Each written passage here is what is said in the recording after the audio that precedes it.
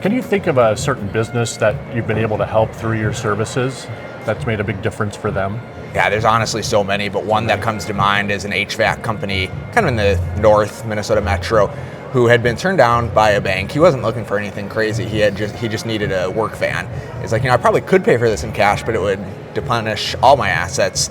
Do you guys work with newer businesses? And I was like, yeah, absolutely. So we were able to get him approved for that work van loan, which left some working capital for him to grow his business. Last I heard, he's now up to 7 employees and maybe a year and a half in operation. But he's pretty quick to credit the fact that we were willing to work with him when his other bank wasn't. Yeah, probably a member for life now. Yeah, I think so. Yeah, probably the loan that like a bank wouldn't even make. Yeah, I don't think so. It seemed like he was turned down by a bank. They didn't ask any questions. They were just like, oh, you're a new business? No. So he reached out to Royal because of the reputation we've built, and we were able to help him. That's great. That's great.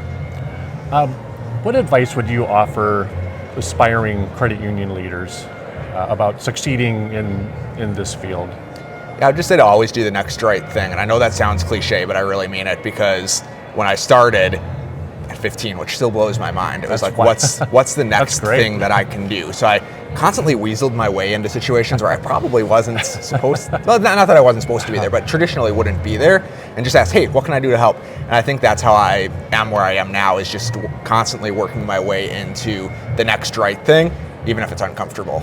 Yeah, that's great advice, and what a great first job that you had there. Yeah, absolutely. The other thing I would say is the credit union industry is so similar to banking in some ways, but so different. So one of my mentors is actually the CEO of another credit union in the Twin Cities.